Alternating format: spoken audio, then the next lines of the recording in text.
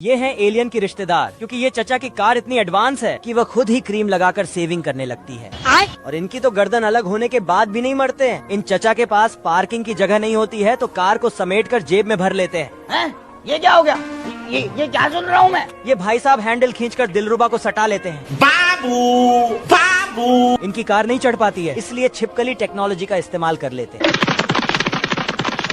इनके पास तो इतनी बड़ी गाड़ी है कि पूरा गांव आगे वाली सीट में बैठ जाए। सिस्टम पार देंगे। ये चचा जैसे ही बैठते हैं वैसे ही अंदर घुस जाते हैं। ओए मम्मी रे! ऐसे ही इनको एलियन के रिश्तेदार नहीं कहा जाता है। अरे मुझे चक्कर आने लग गया। इन भाई साहब के पास इतनी तगड़ी कार होती है कि ब्रेक मारते ही कार के बाहर। देखा आपने लापरवाही का नतीजा है। ये भाई साहब के हाथ देते ही लड़की में कन्वर्ट हो जाते हैं। हाय दैया, हाय दैया। ये पागल आदमी इन दोनों को दौड़ाकर मार देता है और तो इसकी कार भी ट्रांसपेरेंट है। एक काली बदक का बच्चा मुर्गी के अंडे में छुप गया। पढ़ने लिखने की उम्र है। तभी गुर्राता हुआ एक मुर्गा फार्म में आया। उसने एक मुर्गी का अंडा उठाया और उसे नापा। दूसरा अंडा छोटा था तो वह मुर्गी से बोला, कहाँ मुंह काला करा कर आई हो? तब मुर्गी ने बोला, बीड़ी दे तो बताओ मैं। फिर वह दूसरे मुर्गी के पास गया। मुर्गी उस विधवा मुर्गे को देख डर गई और हट गई। मुर्गा सभी बच्चों को देख खुश था, लेकिन काला वाला छुपा था। मुर्गे ने छिलके को हटाया। मुर्गा इतने काले बच्चे को देख काफी गुस्सा हुआ और मुर्गी से कहा, खाओ माँ कसम। प्लीज लड़ाई मत करो। हम संतोष पागल नहीं। तब तक वहाँ बच्चा आकर बोला, हाँ भैया। मुर्गे ने गुस्से से उसे बाहर निकल जाने के लिए कहा। मुर्गे ने एक मुर्गी से हटने के लिए कहा और देखा एक भी अंडा नहीं है। फिर क्या, वह उसे अपनी फैक्ट्री ले। भल्लाल देव छोटू को पकड़ना चाहता है, लेकिन छोटू ने अंबुजा सीमेंट से घर बनाया है। तभी भल्लाल देव ने कहा, ये दीवार टूटी क्यों नहीं है? लगा फ्री फायर। फिर भल्लाल देव ने लकड़ी से हमला किया, लेकिन लकड़ी का छिलका निकल गया। ये क्या हो गया? फिर भल्लाल देव ने गुस्से में कहा, मेरा जी ऐसी जिंदगी। 300 रुपए में अब की बार उसने डायनामाइट लगाया, 5 मिनट बम। लेकिन छोटू ने उसे टोपी पहनाया। अरे भिक मंगिया। अरे वह गलत फहमी में आ गया और बम देखने गया। भल्लाल देव का मुंह बवासीर बन गया। फिर भल्लाल देव ने सबूत उठाए और बोला, कौन मेरा दुश्मन आया है? अब की बार भल्लाल देव चिमनी से घुसा। जय हिंद दोस्तों।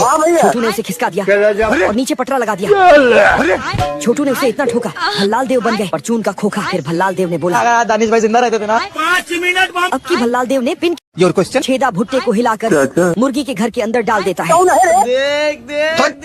मुर्गी उसकी हरकतों को समझती थी, इसलिए भुट्टा चबाकर देख तू। अंदर के भाग को लाइट में घुसेड़ देती है और करंट चालू कर देती है, जिसे छेदा को 1.25 वोल्ट का झटका लगता है। खत्म हो गया यार मैं तो। छेदा की गेंद अंदर चली जाती है। साउथ अफ्रीका की मुद्रा क्या है? वह उसे उठाने अंदर गया। मुर्गी को लगा ये मेरा अंडा है। उसने तुरंत गिनती की। ये क्या हो गया? तुम्हारा कई चक्कर। उसे लगा सच में एक अंडा कम है। रुक, तेरे को बताते। वह गेट के सामने खड़ी होकर बोली, हमारा घर, हमारा द्वार, हमारे तो कुकुर बना हुआ। इतना ही शौक है अंडों का तो अपने गोटों का इस्तेमाल करो। गठफोड़वा बोला। लगा फ्री फायर। नो। अरे जूस पिला दो। पीछे जाकर नुकीला हमला किया, लेकिन मुर्गी ने गेट बंद कर लिया। छेदा ने गेट को छेद दिया। छेदा का गुस्सा आप चरम सीमा पर है। वह गुस्से में अंदर गया।